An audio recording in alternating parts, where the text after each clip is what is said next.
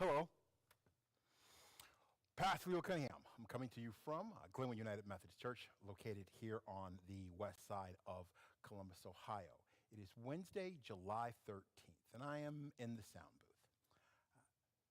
Want to help clarify some things from worship this past Sunday. In particular, if you were here and saw a bulletin insert.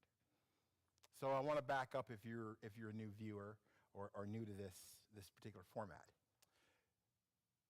I've discovered, especially since COVID, that it is easier sometimes to give a brief video where everyone hears the exact same thing at the exact same time. Now, how you interpret that is a different conversation. But this is another sermon for another time. And I just wanted to clarify some things with regards to a particular bulletin insert that was in Sunday's bulletin. It was a prayer of lament with regards to the recent SCOTUS, Supreme Court of the United States, the recent SCOTUS decision with regards to Roe v. Wade. That came from a source, a resource that's literally called resourceumc.org. I've put the link in the description, as well as another link I'm going to make reference to. I'm going to read to you what that resource actually is from the website page, resourceumc.org. The About page says this. ResourceUMC.org offers church leaders, both clergy and lay people serving in local churches and connectional roles, a central place to research for and find timely content, relevant resources, and a comprehensive information from across the United Methodist Global Connection. You'll find resources for specific seasons and topics, including worship, mission, diversity, welcoming, and more, as well as updates about general agencies and denominational entities, such as the Council of Bishops and the Connectional Table. Now, whether you're looking for ideas for children's ministry, a stewardship campaign, launching a church website, or other ministry areas, the site is your go-to source for practical information and inspiration. ResourceUMC.org expands every day. Visit regularly to explore the latest additions to the continuous growing content collection. And then there's some hyperlinks that are inside of there. So this was a prayer of lament for individuals who were having a different response to the Roe v. Wade ruling. There were some people who celebrated it. There were some people who lamented it. It was a resource that, because it went into the bulletin, it's being interpreted by some people as an endorsement of this position, of this prayer of lament. I want to say from a pastoral position and the professional position, it's a prayer of lament. It's a prayer meant for people who were having a difficult emotional response or a negative emotional response or the hurt that they felt from this decision. Now, we're not going to get into debates and conversations about whether their hurt is or is not legitimate. That is the feeling that they have. Much in the same way, those who were happy about and celebrating the Roe v. Wade decision had their emotional responses. The joy and the lament are just as legitimate. It's all part of the human experience. But because this prayer went into the bulletin, it is being interpreted as an official church position. And I am here to say that is not the case. It's a resource that went in. And it probably maybe should have been looked at a little closer before it was inserted. I'm not going to get into those conversations. That's been addressed internally. That's all I will say about that, so don't ask. Because some HR matters are HR matters that are internally dealt with. But I just want people to understand that's what that was. It's not an official endorsement from this local church. It's not an official endorsement from the denomination. It is a prayer for people who were lamenting. And there are lots of prayers of lament in our Bible. Some of those prayers of lament we might understand, Psalms, Lamentations, an entire book of laments. And some we might not. Some we agree with people's emotions, and some we don't agree with people's emotions. But that's what that was. And I apologize for those people who may have been upset angry, confused, concerned about the insert. But I just want to clarify where it came from. Now, some people might not know the church's official denominational position on a variety of subjects. We have a thing that's called the social principles.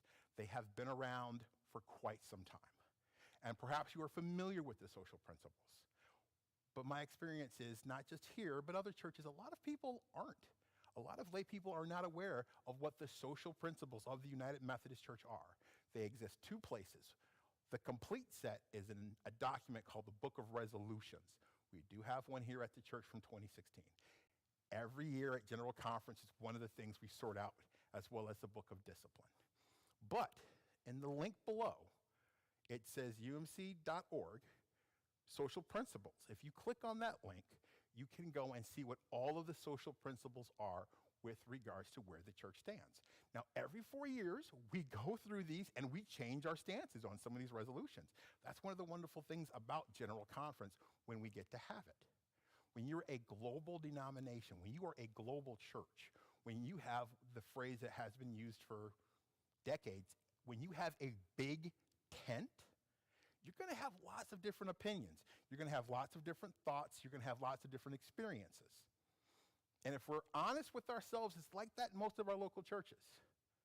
Whether it's theology, politics, some people, they're conservative about this, but they're liberal about that, or they're progressive about that, and they're conservative about this. They're maybe moderate here, but not moderate there. If we're honest, a lot of people are nuanced, complicated beings, but we're all still loved by God. But if you want to see the United Methodist social principles, there's a link below if you've never read any of those. There's a lot of them. I wouldn't try to digest it all in one sitting. If you want an opportunity to see everything that is on resourceumc.org, you will discover there are lots of things that are there. I've often talked about the fact that the prayers that we use sometimes for the offertory or the prayer of confession, I do not write. I get them from a resource from the denomination. But there are people who get paid to write these things. Sometimes I do write them, sometimes I don't. But there is a resource that we can use that's freely offered in multiple languages, because we are a global church. But that's just what I wanted to say. I wanted to clarify, because I know people have been reaching out to me and want to talk to me about the insert. And I want to make sure I am consistent and clear in my messaging. So it's not a situation where Pastor Leo said this to me and Pastor Leo said this to me. Here's the tape. Here's the evidence. Here is one statement that we all can go back and we can watch. We're going to address those things. We have addressed those things internally. That was not an official position, statement, or stance from the church, even though it may have felt like that because it was a bulletin insert. It was a resource and it was a prayer for people who are hurting.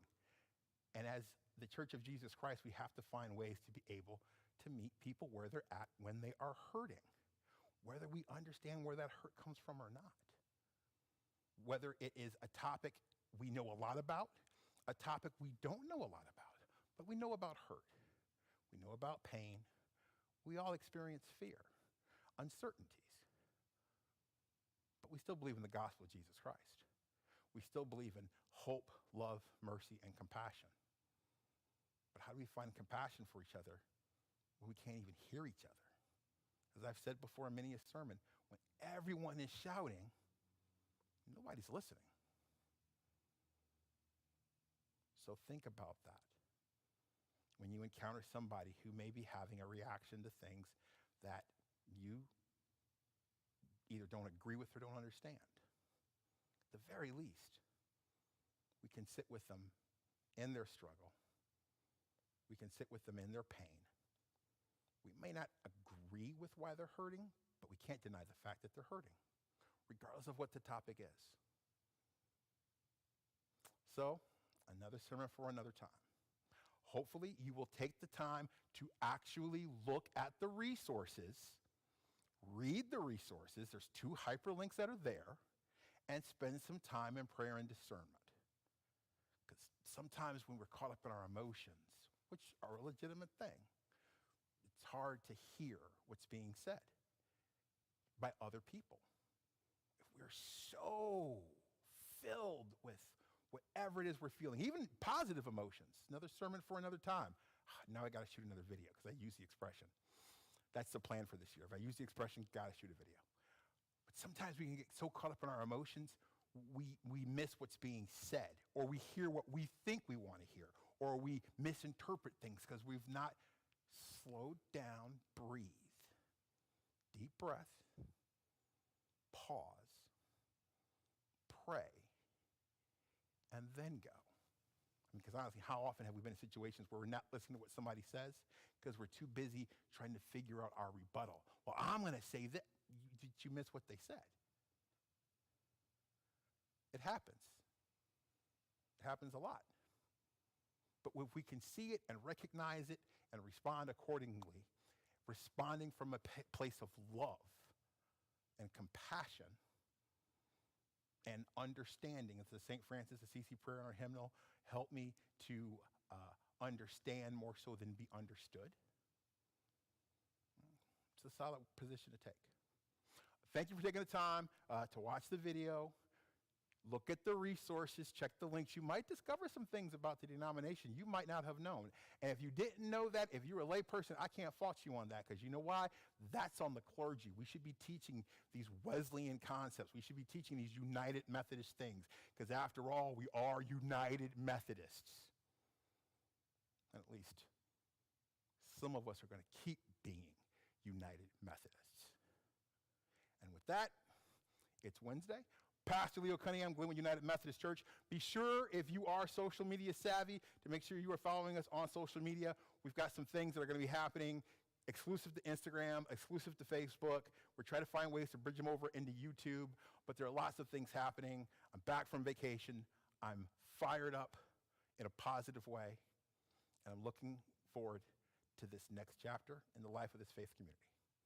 And with that, all of God's people said, amen.